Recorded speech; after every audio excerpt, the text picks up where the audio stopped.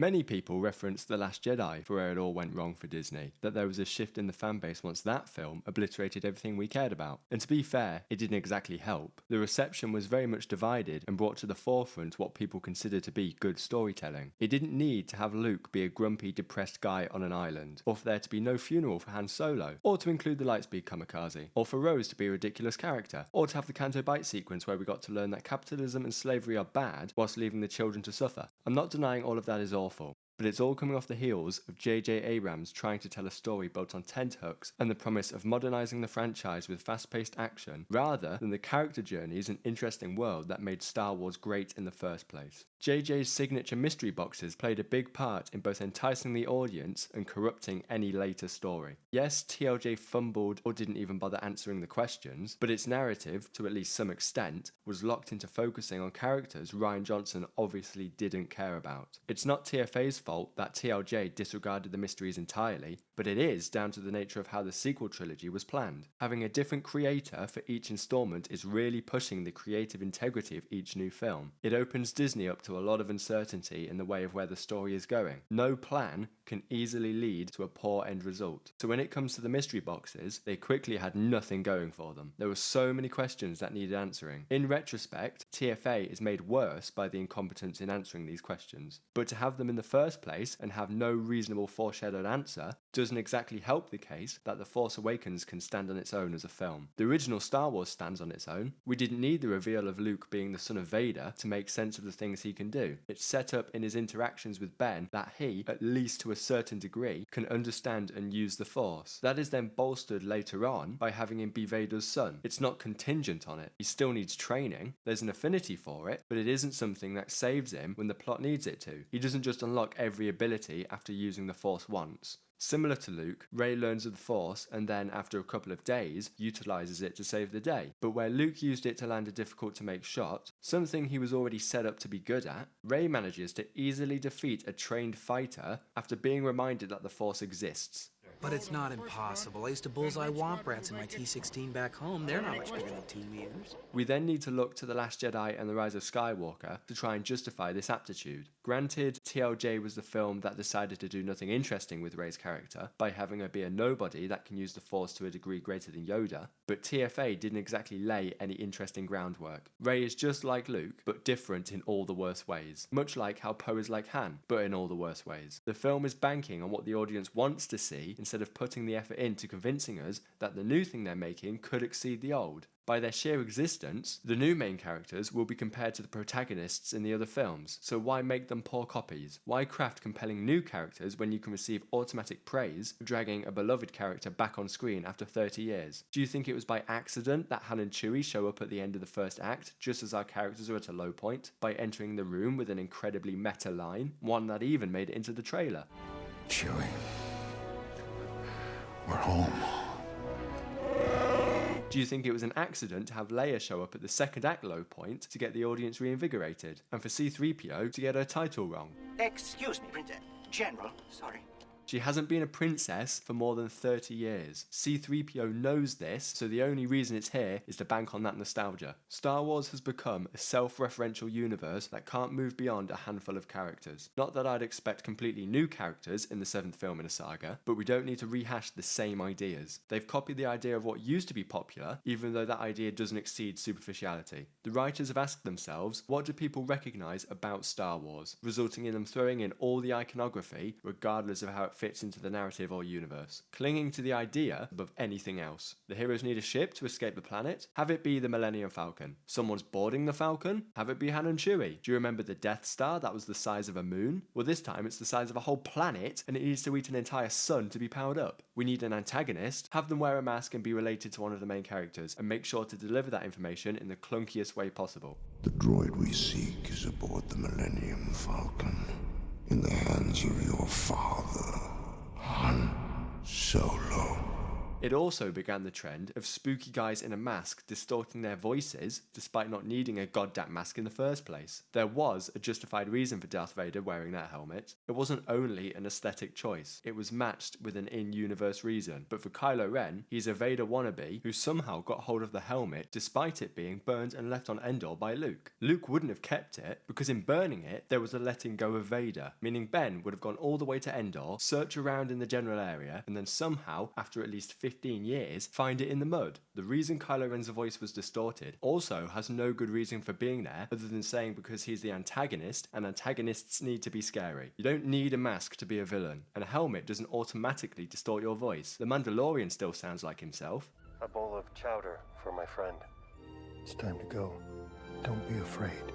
A number of villains from the prequels didn't wear masks, but since Disney, upon The Force Awakens release, pretended the prequels don't exist, it meant they were pilfering the originals for every idea. The original Star Wars built part of its narrative around the stealing of the Death Star plans, and then getting those plans to the Rebellion so that they could mount an attack to destroy it. But The Force Awakens misunderstands the intricacies of how that moment was reached in the original and decides to only involve the story beats without the justification. The Force Awakens, instead, just has an unnamed character do a reconnaissance mission off screen. The scan data from Snap's reconnaissance flight confirms Finn's report. The writers decided to have a throwaway line because trying to integrate it into the current story would only get in the way of things. At that point, a redraft would be necessary, because otherwise, all the trouble that the rebels went to get the Death Star plans is now negated by just coming up with a quick line that makes it sound like there was no effort needed at all. Why bother building a key plot detail into your story if you can just solve that problem by mentioning it right when the plot demands it? Now all we need is a way to blow it up. In order for that amount of power to be contained,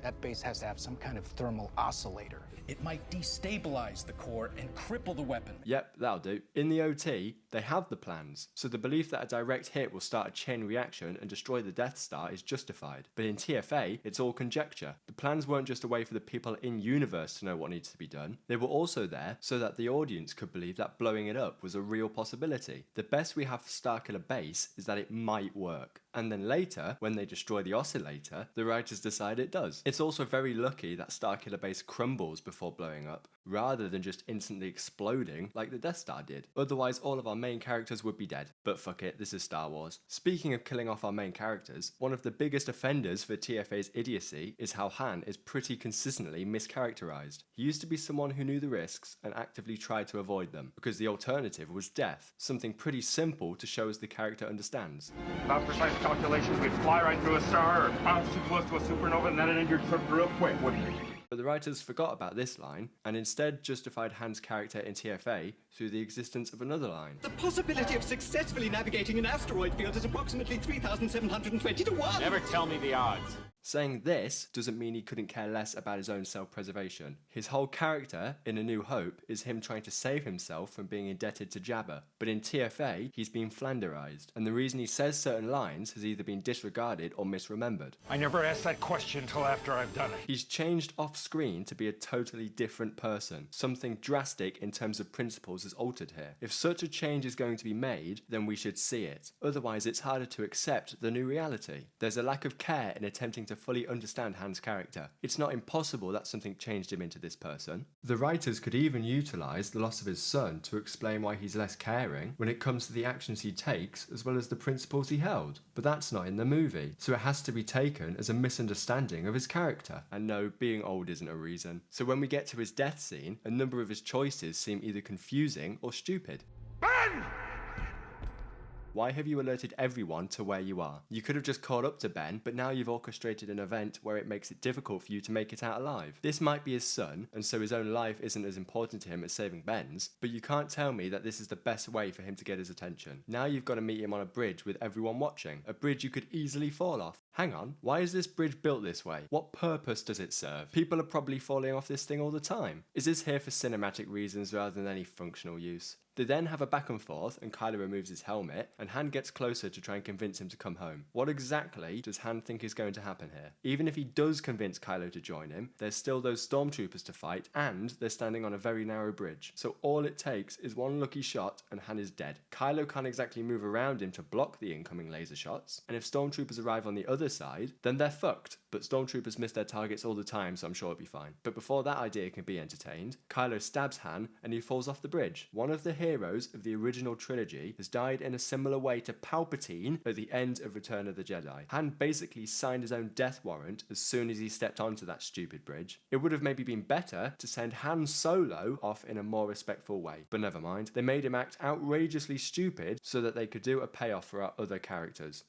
Just because it's Star Wars doesn't mean it gets a pass. These films should be beholden to the same rules as every other franchise. The originals weren't good because they had certain references or ignored the rules it set out. They were good on their own merit. They were good because they told a compelling, internally consistent story, a concept you must stick to when crafting a new story in the same universe. Do you think A New Hope was bad until a lightsaber came on screen, or Luke used the Force? No, because that would be farcical. So why do so many people assess the quality of the next new Star Wars thing by how much it alludes to what we recognise? Maybe because that's all they care about, and that's fine, but don't conflate subjective responses to the media with how that media is objectively crafted. That also means that just because it's poetry and it rhymes doesn't mean it's necessarily good. The content in and of itself must fit within a narrative before we even consider bringing in some meta assessment. If you subscribe to the belief that its quality is contingent on whether or not it rhymes, or because it alludes to some other film's events, then does that mean Star Wars would be inherently bad if it crafted a story without any of these other references? The writing can still be good, if not better than one that constantly tries to tie itself to some grand thematic idea. Being a film about space wizards intended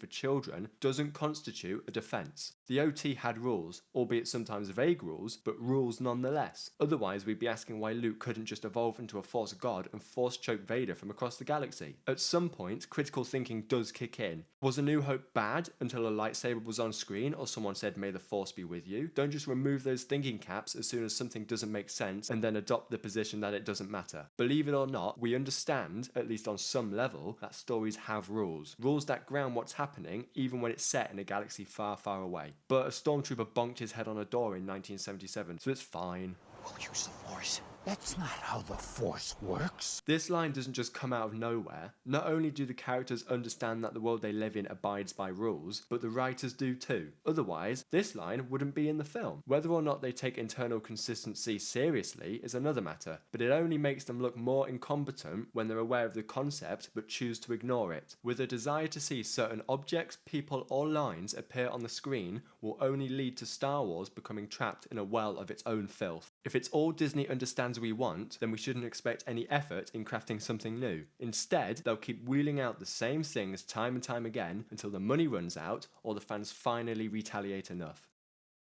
The only mandate that we had, and it was really sort of his term, was that the movie be delightful.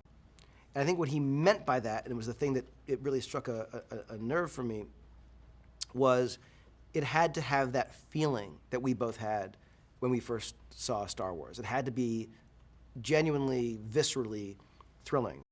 The focus, the one that began in 2015, is always in trying to regain what the OT had. It never used to be about showing us the things we liked or recognised. It wasn't a relentless barrage of new TV shows that only hinder the universe. It's not rocket science to realise why there hasn't been a Star Wars film in 5 years. All it takes is to look back and see where it all started, to where they saw the money come rolling in and learned all the wrong lessons. Lessons they still haven't learned almost a decade later. But a stormtrooper bonked his head on a door in